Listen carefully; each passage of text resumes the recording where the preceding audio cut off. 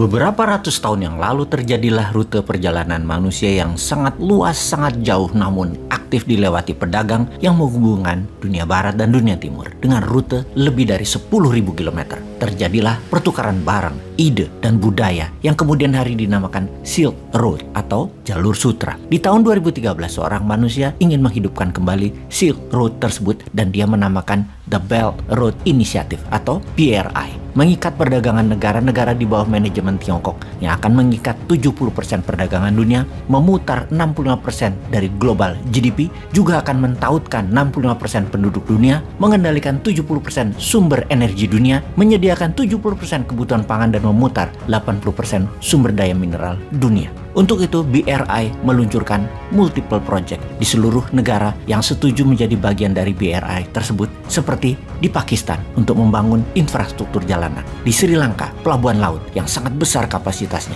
membangun kota untuk warga Tiongkok di Malaysia, hydropower plant di Uganda, jalan bebas hambatan di Serbia, dan itu hanya sebagian kecil dari apa BRI rencanakan untuk mentautkan dunia. Yang pertama memang jalur distribusi yang dibangun, seperti jalanan, jalur kereta api, shipping line, pelabuhan, pemurnian minyak atau oil refinery, industrial park, pembangkit listrik. Semua telah dibangun di 72 negara yang setuju membangun dengan uang Tiongkok dan jadi bagian dari BRI. Di awalnya, Belt and Road yang dalam arti sederhananya adalah jalan dan ikatan ekonomi dalam propagandanya, namun yang ditakutkan oleh kaum nasionalis adalah sebentar lagi akan ditekankan bahwa yuan sebagai alat bayar, dan ini sudah di atas ekonomi karena mata uang adalah kedaulatan kalau yang paham bernegara. Kemudian ideologi akan masuk melalui budaya, kultur Tiongkok yang menjadi satu pemahaman ideologi politik tentunya. Dan ini ditakuti oleh kaum nasionalis. Ideopolitik Tiongkok menjadi bagian dari sebuah negara. Jadi, banyak yang melihat ini adalah super highway atau jalur cepat untuk membuat Tiongkok menjadi negara superpower.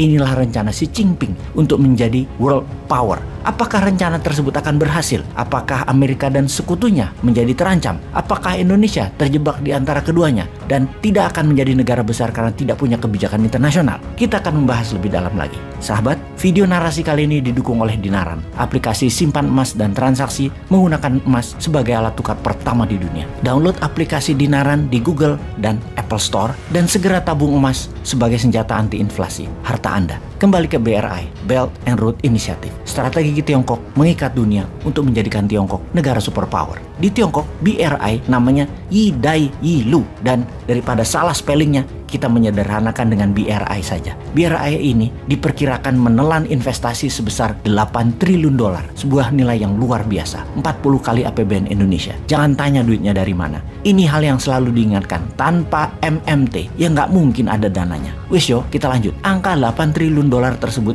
di 200 negara, hanya ada 16 negara yang GDP-nya melebihi angka tersebut. Jadi bagaimana kok BRI itu bisa jalan? Negara mana saja yang sudah terikat di dalamnya? Apakah hanya integrasi ekonomi BRI itu, atau akan masuk ke politik sebuah negara yang tidak setuju masuk BRI namun sumber alamnya harus diambil? Maka politik negara yang ditarget, didesain, dimodali agar pemenangnya adalah orangnya BRI. Dan pertanyaan penting harus dijawab segera. Apakah strategi ekonomi BRI ini akan jangka panjang menguntungkan negara yang bergabung atau hanya menguntungkan Tiongkok? Kita akan mulai membedahnya. Kita kembali ke Oktober 2013 di Kazakhstan. Xi Jinping mengatakan pertama kali tentang semangat membangun kembali sejarah masa lalu di zaman modern tentang Silk Road abad pertengahan yang akan menjadi motor penggerak ekonomi di zaman modern ini. BRI diresmikan sebagai Unified Global Market atau penyatuan pasar global mulai dijalankan. Setahun kemudian, Xi Jinping ke Indonesia dan menyatakan yang namanya Maritime Silk Road, di mana jalur laut maritim digadang-gadang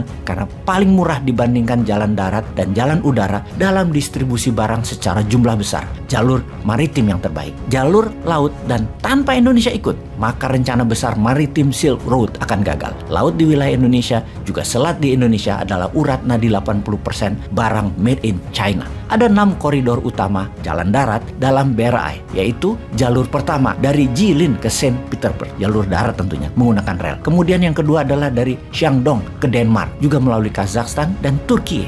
Lalu dari Hainan ke Malaysia, kemudian dari Guangdong ke Bangladesh, lalu dari Xinjiang ke Pakistan. Pakistan vital bagi Tiongkok karena memotong jalur laut menuju sentral Tiongkok, termasuk memasukkan sumber energi dari Timur Tengah. Dan Amir Khan merupakan tokoh seorang pemimpin Pakistan yang disupport oleh Tiongkok. Apa saja yang Tiongkok mau, Amir Khan berikan. Namun sayang saat ini Amir Khan sudah tumbang dan tidak jadi Perdana Menteri lagi. Namun terus menggoyang politik Pakistan di dalam dan luar negeri atas pejabat yang baru, yaitu Perdana Menteri Sharif. Kita fokuskan ke Pakistan dalam BRI karena buckle atau kepala ikat pinggangnya adalah Pakistan. Pakistan bukan saja sambungan darat antara tengah Tiongkok dan barat Tiongkok, tapi ketemu dengan jalur maritim yang melalui Indonesia sisi timur dan melalui terusan Suez di sisi barat. Semua dipul di Pakistan. Pakistan tempat Silk Road bertemu dengan Maritime Road. Posisi Pakistan sangat strategis di Laut Arabia tersebut. Inilah rute alternatif baru untuk oil and gas supply ke Tiongkok. Bagi Islamabad, ini adalah curahan uang masuk ke Pakistan. Di mata Barat, Pakistan dulu bukan pilihan strategis dan Barat shock dengan strategi Tiongkok tersebut. Highway, railway, dan hydropower dibangun di Pakistan dalam skala masif, bernilai setengah dari GDP Pakistan yang senilai 270